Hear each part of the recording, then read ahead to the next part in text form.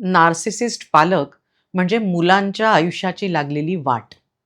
हे समीकरण असावं इतका याचा प्रभाव आहे. आधीच्या भागांमध्ये नार्सिसिस्ट असणं म्हणजे काय? जोडीदार निवडीच्या वेळेस काय करायला हवंय? किंवा नार्सिसिस्ट कसे तयार होतात हे आपण पाहिलं. आता जोडीदार आपण सजगपणे निवडू किंवा लग्न जर झालं असेल तर जोडीदारापासून घटस्फोट घेऊ. पण जर पालकच असे असतील तर काय करायचं? त्यामुळे मला अनेकांनी ईमेल करून, मेसेज करून, कमेंट करून सांगितलं, की पालक असे असतील तर काय? पालकांच्या वागण्यामुळे जर आपल्याला स्वतःबद्दल आपल्यातच काहीतरी कमी आहे, आपण त्यांना समाधान देऊ शकत नाही, काही केलं तरी कमीच पडतंय, असा अनुभव जर असेल, तर आजचा व्हिडिओ पाहायलाच हवा आणि म्हणून हे चॅनेल आणि एपिसोड सगळ्यांपर्यंत पोहोचवायला हवं. कारण ह्यातले सगळे विषय आपल्यात चांगला बदल घडवण्यासाठी अतिशय उपयोगाचे आहेत.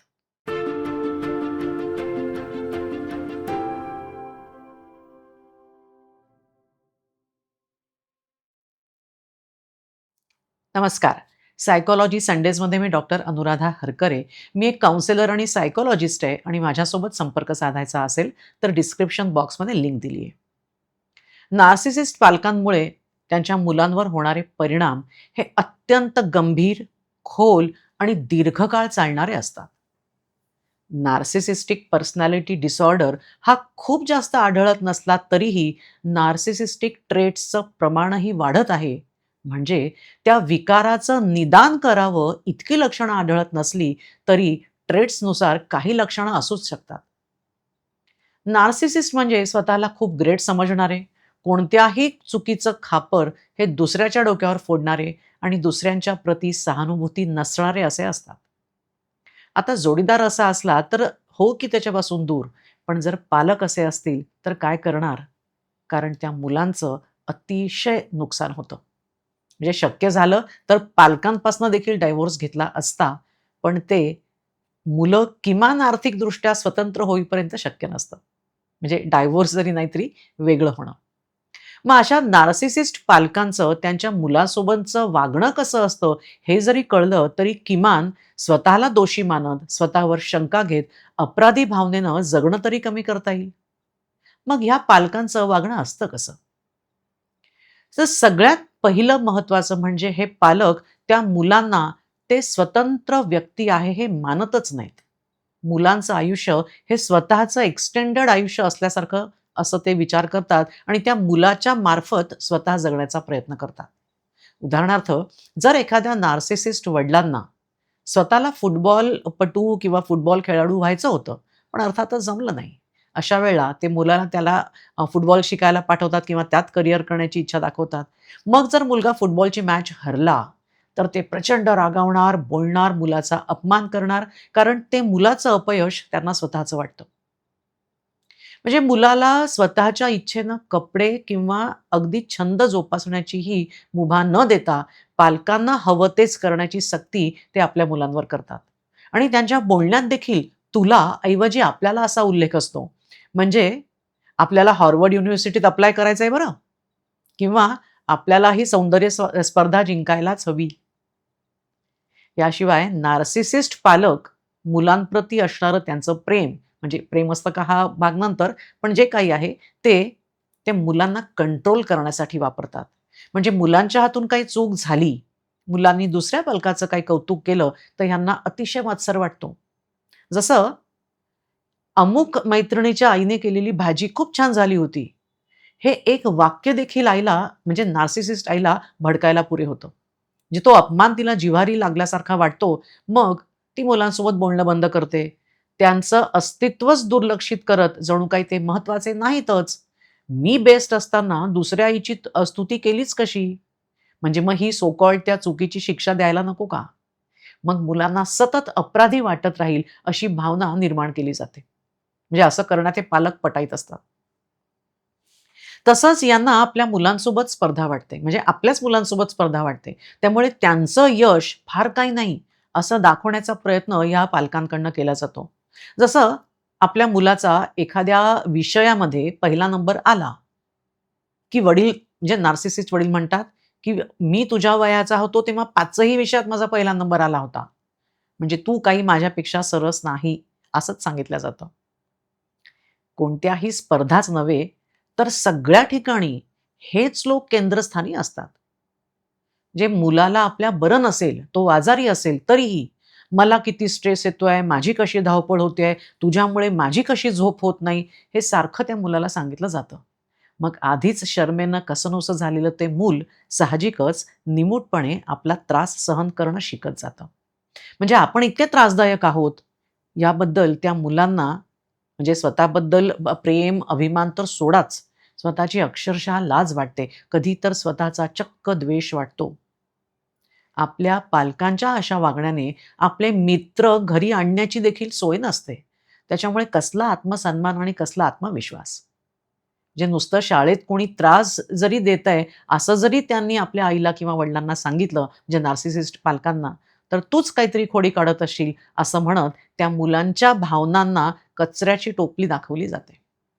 एखाद्याचं मानसिक खच्चीकरण कसं करावं, हे नार्सिसिस्ट लोकांकडनं शिकलं पाहिजे. मुलांना म्हणजे आपल्याच मुलांना खाली खेचण्याची एकही संधी ते सोडत नाहीत.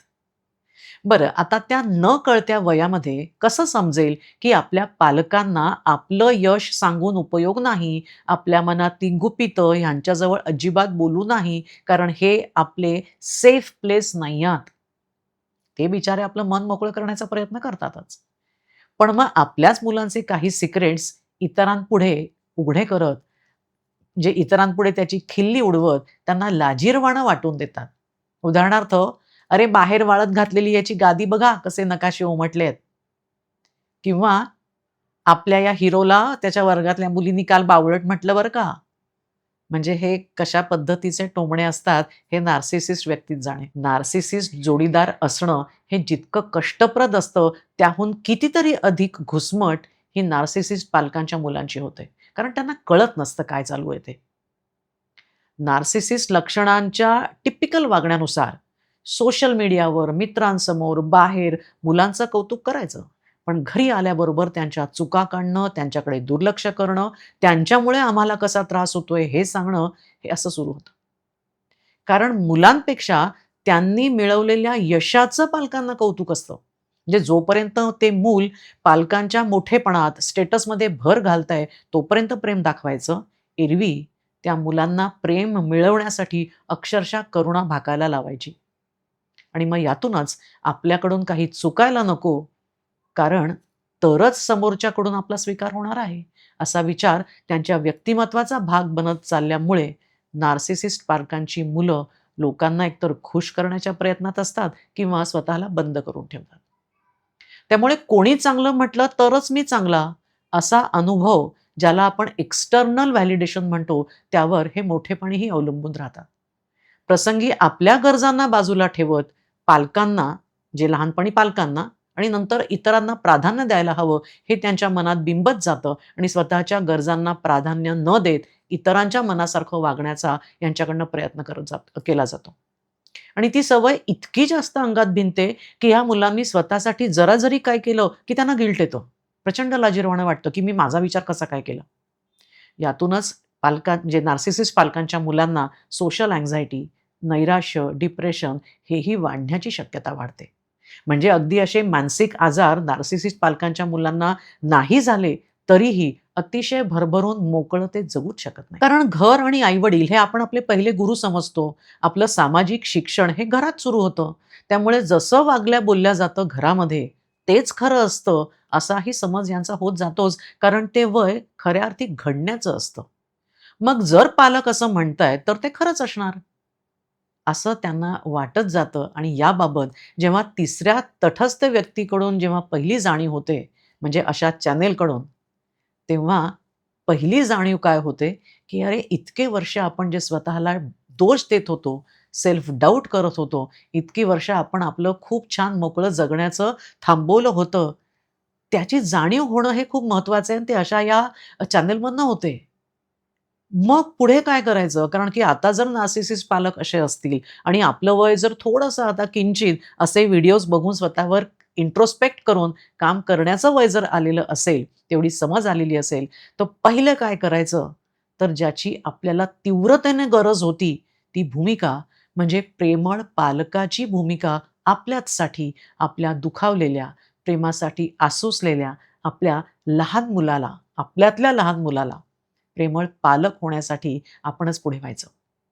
स्वतःवर माया करत स्वतःच्याच मनाच्या जखमांवर हळूवार मलम लावायचा आणि खुल्या मनाने आणि मानाने जगायचं. तेव्हा जर तुमचे पालक नार्सिसिस्ट असतील, तर तुम्ही स्वतःला किंवा तुमचा जोडीदार नार्सिसिस्ट असेल, तर तुमच्या मुलांना सांभाळण्यासाठी विशेष प्रयत्न करा. म्हणजे काहीही असलं तरी आपण स्वतःलाच स्वतःचे प्रेमळ पालक होऊन आपल्या त्या मुलाला, ज्याची आई किंवा वडील नार्सिसिस्ट असतील, त्याला प्रेमळ पालक होऊन अतिशय मोकळ्या मनाने जगण्यासाठी म्हणजे पुढाकार घ्या त्यासाठी.